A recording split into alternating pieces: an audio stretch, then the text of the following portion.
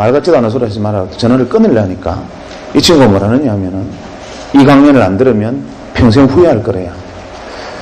그래서 누굴 데려갈까 고민을 하다가 아무리 사방을 돌아봐도 그 시간에 강연 들어갈 친구가 없어요. 강연에 참석할 직장 다니는 멀쩡한 친구가 누가 있겠습니까? 고민하다가 한 명이 딱 압축이 됐는데 그건 누구였느냐 하면 텍사스 주립대학에서 MBA를 마치고 와서 1년째 백수하던 친구가 있었어요. 저는 그때 놀라운 사실 하나 배웠는데 백수는 보통 사람과 감정 반응이 틀립니다. 우리가 누군가가 자꾸 전화하고 뭐 삐삐하고 핸드폰하고 나를 찾고 부르면 짜증내지 않습니까? 백수는 누군가가 자기 이름을 불러주면 오르가즘 느낍니다. 자기 이름을 불러준다는 그 사실만으로 그 사람에게 가서 꽃이 되는 게 백수입니다. 제가 강연 들어가지 않을래 그러니까 언제 어디서 하는 무슨 강연이 있냐 물어보지도 안 하고 그래 가자 그러는 거예요. 그래서 이 친구 같이 가기로 했습니다. 문제는 강연이 시작되고 터졌습니다. 강연이 시작되고 얼마 안 돼서 한 10분 정도 지나니까 뒷줄부터 한 명씩 일어서서 나가기 시작했는데 한 30분 정도 지나니까 다 나가고 앞줄만 몇 명 남고 외부에서는 저희들만 달랑 남았습니다. 아무리 강연 내용에 문제가 있어도 그렇지 전원이 퇴장해버리는 경우는 놀라운 일이지요. 이유가 뭐냐면 이분이 들어와서 강연을 하는데 강연 주제가 기가 막혔습니다. 제일 먼저 칠판에 제목을 적었어요. 뭐라고 적었느냐 하면 W 이렇게 적더니만 다짜고짜 뭐라 하냐면 거리 멀지 않은 미래에 이 W 세상이 온다는 겁니다. 그리고 이 안에는 은행도 들어오고 증권사도 들어오고 이걸로 핵무기도 만들고 전쟁도 이걸로 한다는 겁니다.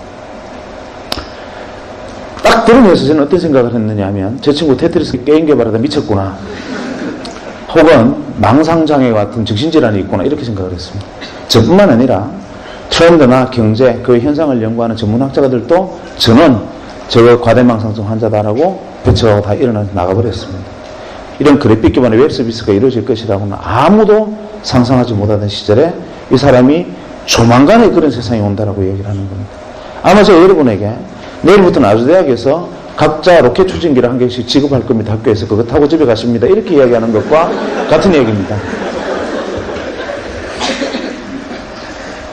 강연이 끝나고 연자가 너무 반응들이 황당했으니까 자기도 민망해서 머리를 긁으면서 그냥 문을 열고 나가는데 아무도 박수 친 사람도 없었고 그 사람은 그냥 나갔습니다. 쫓겨나듯이. 저도 이제 강연이 끝났으니까 저를 초대했던 옆에 연구소 친구 보고 이따위 강연을 들으려고 지금 대전 시민을 내팽개쳐 두고 내가 여기 앉아 있어야 되느냐 항의를 했더니만 연구소 친구가 자기도 이럴 줄 몰랐대요. 미안하다 이래요. 이제 일어서는 순간 갑자기 제 오른쪽에 앉아있던 백수가 자리를 팍 차고 일어서더니만 저보고 빨리 돈 10만 원만 달래요. 10만 원은 뭐하게 그러니까 너네들끼리 지금 먹고 따로 놀아라. 나는 저 W하고 이야기 좀 하고 가야 되겠다. 이러니까. 따로 갈게. 경비 좀 돼. 네가 저 사람하고 무슨 얘기를 하느냐. 이러니까 강연에 깊은 감명을 받았대요. 제가 두 번째 백수에 대한 이해를 했습니다. 백수는 보통 사람과 감정 반응이 틀리는 겁니다. 그런데 문제의 백수가 어떻게 했느냐 하면 문을 열고 뛰어나가서 이 W가 주차장에서 차를 달리고 시동을 거는 순간 차문을 열어제친 겁니다. 잠깐만요. W가 놀라서 왜 이러십니까? 하고 뒤를 고개를 돌아보니까 백수가 그를 쳐다보면서 이렇게 말했습니다. 저는 W를 믿습니다.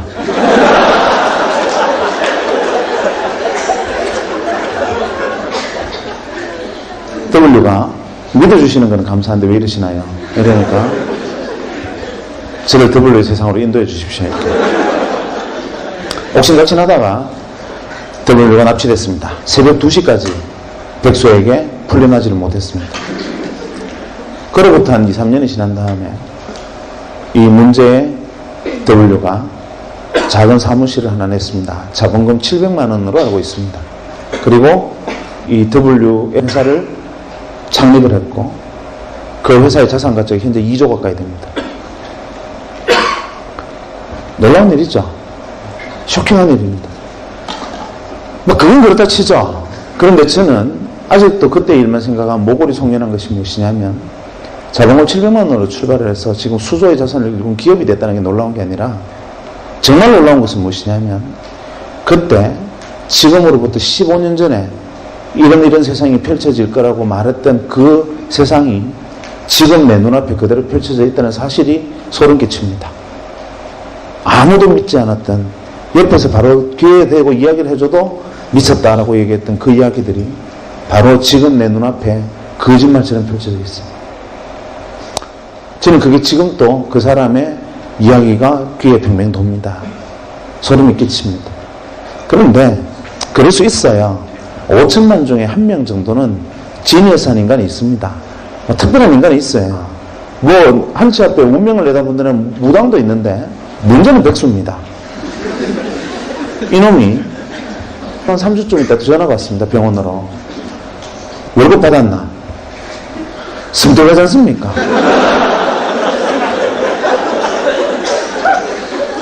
왜 그러니까? 그 돈 내 빌려도 이러는 거예요. 좀 심하지 않습니까?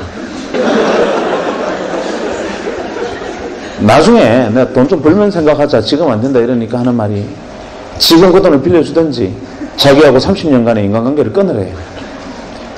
마음으로는 끊고 싶죠. 우여곡절 끝에 제가 받았던 첫 월급 중에 60만 원은 제가 최소 생계비를 제외하고 이놈한테 다 뺏겼습니다. 그리고 이 녀석이 무슨 짓을 했느냐 하면 작은 방을 하나 빌리고 거기서 사업을 시작했습니다. 그래서 또 좀 시간이 지나서 제게 전화가 왔습니다. 그래서 제가 전화 받자마자 나 돈 없다 이러니까, 아, 돈 이야기가 아니니까 안심하래요. 그럼 왜 전화했냐 그러니까 자기가 사업을 시작했는데 그거를 좀 도와줘야 되겠대요. 돈 말고 내가 뭘 도와주냐 그러니까, 아주 단순하니까 주소만 하나 만들면 된대요. 무슨 주소를 또 만드냐 이러니까, 굉장히 단순한 건데 가상 주소를 하나 만드는데 그 이유서는 뭐냐면 편지를 주고받는데 필요한 거래요. 내용을 듣고 보니 지금으로 말하면 이메일 시스템을 운영을 하는데 거기에 이제 아이디를 만들어라 이 말입니다. 그래서 제가 바로 이렇게 말했습니다. 니 내 돈 빌려서 거지 됐나? 첫째, 냉철한 지성과 합리적인 판단력으로 볼 때 너는 무조건 망한다. 왜냐하면 내가 세 가지만 물어볼게. 첫째, 너 1년에 편지 몇 통 쓰냐? 네가 1년에 편지 3통 이상 쓰면 내 손에 장을 지진다. 대개의 사람이 다 그럴 텐데 그거를 컴퓨터를 통해서 편지를 주고받는 사업이 되겠나? 무조건 안 된다. 두 번째, 설령 편지를 3통 이상 쓰는 사람이 있다 치자. 그래도 우표값 30원이 아까워서 그걸 컴퓨터를 해서 쓰겠나? 셋째, 편지란 착오로 유필로 쓰는 거다. 이 사업은 무조건 안 되는 사업이다. 하니까 이 친구가 하는 말이, W가 말씀하시기를 에브리바디가 컴퓨터로 편지를 쓰는 날이 온다 했다는 거예요. 그래서 제가 그날 내가 너를 데려간 내 업보다 하고 어쩔 수 없이 아이디를 하나 만들어줬습니다. 그 다음에 저희 병원에 전용선이 들어왔습니다. 소위 여러분들이 지금 쓰고 있는 메가패스와 인터넷 전용선이 그때 들어왔습니다. 어디에 제일 먼저 들어왔느냐? 종합병원에 제일 먼저 들어왔습니다. 정부기관하고. 그때 정보고속도로 사업 때문에, 의료정보산업하고 행정전산망 사업 때문에 정부와 종합병원에 시범적으로 인터넷 전용선들이 깔리기 시작했습니다. 들어오기는 들어왔는데 책상 위에 정부 지원 컴퓨터도 올라왔고 전용선이라는 게 깔려있는데 대체 이거는 쓸 데가 없었습니다. 그렇게 컴퓨터를 방치해두고 있는 어느 날 신고 하루는 컴퓨터를 딱 켜니까 갑자기 바이러스 모는 것처럼 크다는 창이 하나 펑 뜨더니만 산신령이 편지를 들고 있는 그림이 나타나요. 그러면서 편지가 왔습니다 하면서 산신령이 이렇게 편지를 흔들어요. 이게 뭐야 하고 클릭을 하니까 동창회 소집 공고 제목이 이렇게 되어 있는데, 이놈이 한다는 짓이, 기껏 한다는 짓이 이거구나 하고 냉소적으로 바라보다가 잠깐 놀랐습니다. 뭐냐면 수십 명이 170명입니다. 알고 보니 백수가 동창회 명부를 들고 정부나 대기업, 종합병원 같은 데 전용선이 들어와 있을 만한 곳에 근무하는 친구들을 일일이 전화를 해서 설명하고 가입하게 하고 그 다음부터 낚시질로 메일을 계속 낚시 메일을 던지고 있었던 거예요. 그래서 서울도 아니고 대구에서 시작한 전자메일 서비스 회사가 1년 반 만에 250만의 가입자를 모집했습니다. 그리고 99년 초에 골드만삭스라는 외국계 투자사 600억의 지분을 넘겼습니다. 그리고 지금은 포스코 센터 옆에 있는 이렇게 쳐다보기도 어려운 빌딩의 소유주이기도 하고 그 안에 4개의 벤처기업을 거느린 벤처 지주사의 회장으로 변신해 있습니다. 저는 그 과정에서 굉장히 가슴이 아팠습니다. 왜냐하면 이 친구가 잘 되는 게 배가 아픈 게 아니라 왜 같은 장소에서 같은 사람으로부터 같은 말을 들었는데 왜 백수의 눈에는 인생을 걸고 뛰어들어야 하는 복음으로 들리고 저한테는 망상장애를 가진 환자의 그냥 기괴한 이야기로 들렸던가. 이게 이해가 안 됐습니다. 왜 이 차이가 도대체 어디에서 온 거냐? 대체 이유가 뭐냐? 고민을 하던 차에 마침 그때 제가 읽고 있던 책에서 답을 구했습니다. 제레미 르프킨 아시죠? 그때 쓴 책인데 책 제목이 기억이 안 납니다. 예, 그때는 제레미 르프킨이 아주 초기 단계 저작이었죠. 이런 내용이 있었습니다. 인류가 30만 년 전에 현생 인류가 가진 자산은 돌도끼가 유일한 거였다. 그런데 한 20, 30만 년이 흐르고 난 다음에 인류가 가진 자산은 어마어마하게 문명이 발전했다. 그런데 많은 사람들은 착각하고 있다. 무엇을 착각하고 있느냐 하면 모든 인류가 이 문명의 발전에 기여했다고 생각하지만 천만의 말씀입니다. 인류 문명이 이만큼 온 데는 0.1%의 창의적 인간이 다른 사람은 보지 못하는 것을 보고 생각하지 못하는 것을 생각하고 다른 사람은 꿈꾸지 못하는 것을 꿈꾸고 여기가 새로운 세상이다라고 어두운 곳에 깃발을 꽂으면 0.9%의 통찰력과 직관을 갖춘 안목 있는 인간이 그것을 알아보고 거기에 뛰어들어서 한 배를 타고 등을 밀고 손을 당기면서 이루어낸 역사다. 1%의 역사다. 이렇게 말을 합니다. 그래서 제레미 르프킨은 0.1%의 창의적 인간과 그것을 따라 알아보고 협력하고 함께 문명을 건설한 0.9%의 안목 있는 인간, 통찰력 있는 인간, 이 1%가 인류 문명을 이끌었고 나머지 99%를 무엇으로 규정했느냐 하면 잉여인간으로 규정했습니다. 잉여인간이라는 말이 그때 처음 등장했습니다. 그래서 항상 0.1%가 새로운 것을 주장하면 0.9%가 함께 그것을 이루어내고 나머지 99%는 매번 세상 참 좋아졌다. 옛날에는 이렇지 않았는데 세상 참 놀랍군. 엄청난 일이야. 계속 이런 말만 하면서 그걸 보니까 답이 딱 떨어졌습니다. W는 0.1%였고 제 친구 백수는 0.9%에 속했고 저는 잉여인간이었던 인정하기 싫었지만 인정하지 않을 수 없었고 그게 사실이었습니다. 그래서 어떻게 하면 이걸 벗어날 수 있어요? 그때 뒤늦었기는 했지만 0.9%가 되고 싶었는데 도저히 제 눈에는 뭐가 W인지 보이질 않았습니다. 그러던 차에 문재인 원장님이 저를 불렀습니다. 선물 하나 줄게 이러시는 거예요. 핸드폰이었습니다. 그때 핸드폰은 어떤 물건이었냐면 핸드폰을 들고 로데오 거리를 지나가면 페라리 오픈카를 타고 지나가는 것과 똑같은 시선을 받았어요. 그거를 들고 고향의 친구들 모임에 가서 자랑을 했습니다. 야, 지금은 우리가 삐삐를 차고 다니지만 그리 멀지 않아서 언젠가 이놈도 좀 싸지면 우리도 핸드폰 다 들고 다니는 시절이 오지 않겠냐 이렇게 무심코 말을 했는데 제 친구들이 전부 다 하나같이 무슨 소리 하느냐는 거예요.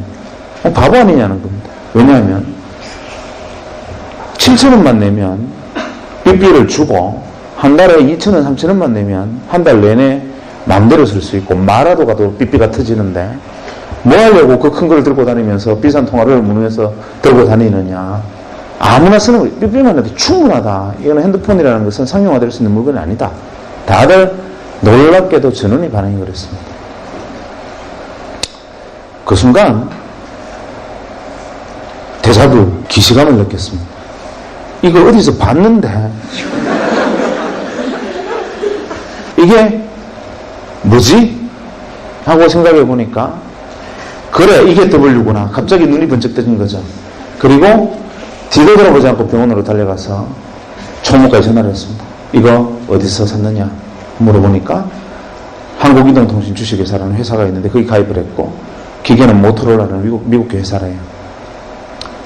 그 길로 여기 뛰어들어야 된다 생각을 했지만 뛰어들 방법이 없죠. 고민하다가 이 회사의 주식을 사면 되겠다 말했습니다. 그래서 이 회사에 주식 투자를 해보려고 주식을 사보려고 보니까 공기업이라서 거래가 안 돼요.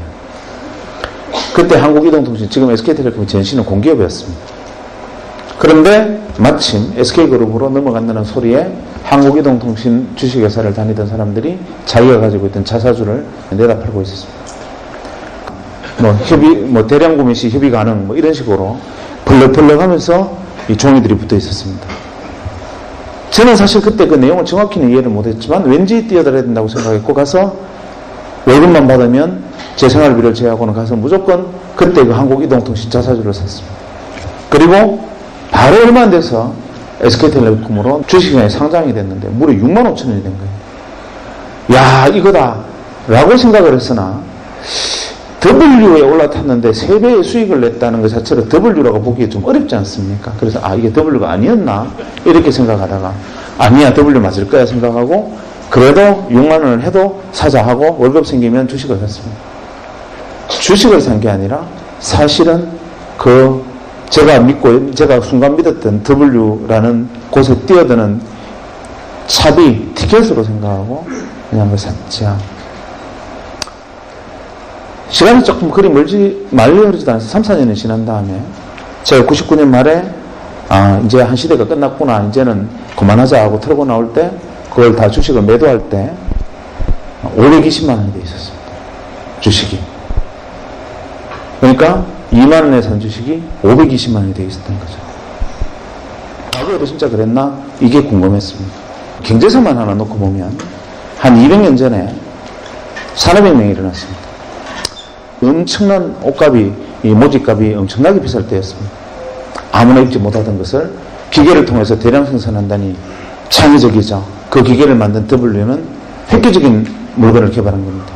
문제는 다른 사람들은 다 그냥 그런 게 있나 보다 하는데 그때 당시 글래스고에 그 공장이 처음 만들어졌을 때 주변에서 감자밭을 하던 사람들 중에 일부가 이렇게 생각합니다.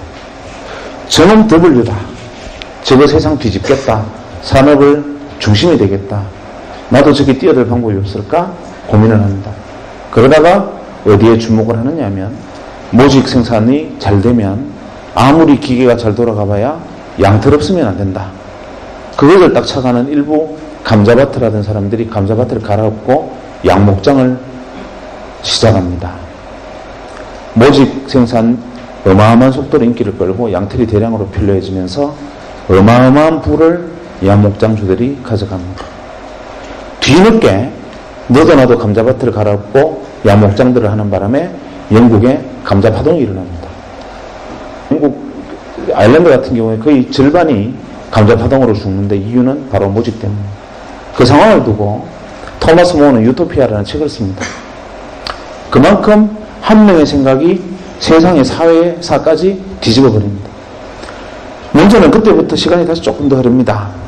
근대적 개념의 자동차를 제일 먼저 만든 사람이 누구냐 하면 헨리 포드입니다.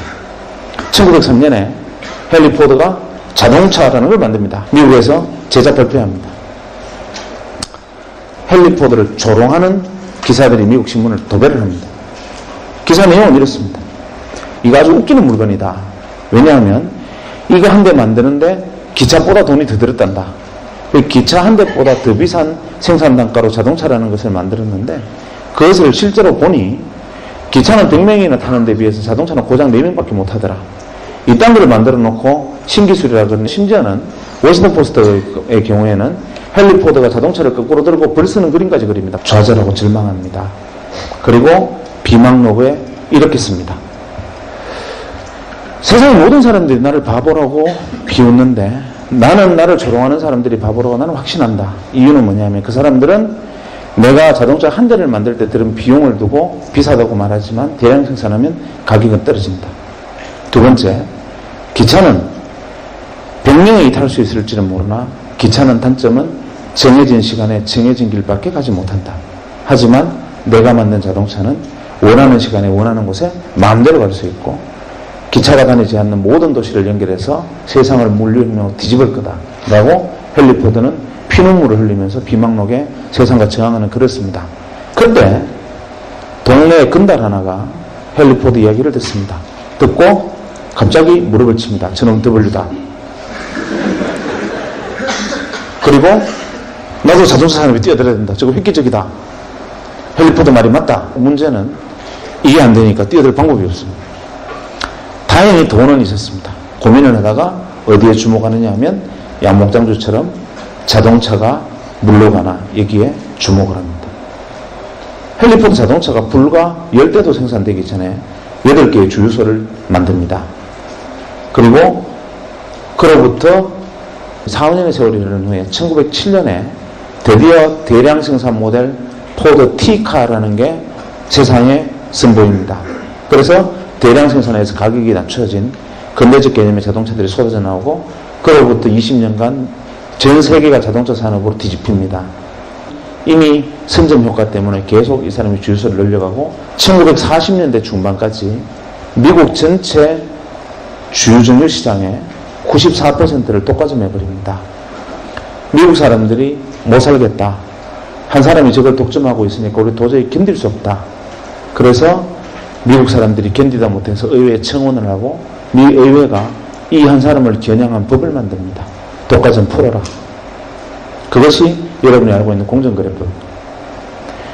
놀라운 일이었죠. 이 사람은 전 세계의 부를, 전무후무한 부를 긁어모읍니다. 록펠러입니다. 또 10년 정도 세월이 흘러 1, 2차 세계대전이 벌어지는데 아주 지극히 통신이 문제입니다. 내가 적에게 이야기를 하면 적군이, 우리가 교신을 하면 적군이 교신을 듣고 우리가 대장님 폭격할까요? 그러면 적군이 듣고 있다. 쟤들 폭격한다. 숨어라. 이런단 말이에요. 그때 그것을 보고 이거 지극히 단순한 건데 하고 인터폰 회사를 하던 친구가 전화선 끊고 어차피 음성을 코딩하고 디코딩해서 넘기는 게 다인데 이거를 주파수를 써서 넘기면 무전기라는 것을 만들겠다 해서 무전기를 만들어서 소위 말하는 주파수 통신을 할 수 있게 만들어서 무전기를 만들고 대량으로 전장에 납품을 합니다. 그야말로 대박이 터집니다. 단순한 발상의 전환으로. 그리고 오늘날의 모토로라가 그거로 시작됩니다. 1946년에 휴레패커드가 또 10년이 흘러서 트랜지스터라는 걸 개발합니다. 사람들이 만들었나 보다 이러고 있을 때 이 트랜지스터를 이용하면 전자산업이 발달할 수 있겠다라고 믿고 거기에 뛰어드는 그 당시 중소기업들, 그 당시 전자회사들 중에 선점에서 뛰어든 수많은 0.9%의 기업들이 있었습니다. 어마어마한 전자회사로 성장을 해나갑니다. 그리고 1960년대 일렉트로 메카트로닉스 시대, 기계와 전자문명의 시대로 전 세계 문명을 수십 단계 또 위로 밀어 올리고 이 사람들이 시대의 주인이 됩니다. 또 10년이 흘러서 반도체라는 게 만들어집니다. W가 반도체를 들고 나옵니다. 전기가 흐르기도 하고 안 흐르기도 한다. 전기가 깜빡깜빡 하는 게 반도체다. 99%들이 묻습니다. 어쩌라고? 이때 그것을 보고 이것이 이 강당만한 애니악 대신에 개인의 책상 위에 올려놓을 수 있는 컴퓨터를 이걸로 만들 수 있겠다고 생각하고 창고에서 조립해서 퍼스널 컴퓨터를 만드는 사람이 생기고 그것으로 다시 80년대가 컴퓨터의 시대로 또 한 시대를 업그레이드하고 새로운 문명이 발달하고 시대의 주인들이 무수히 등장합니다. 그리고 90년대 제가 만났던 바로 그 시대가 돌아왔습니다.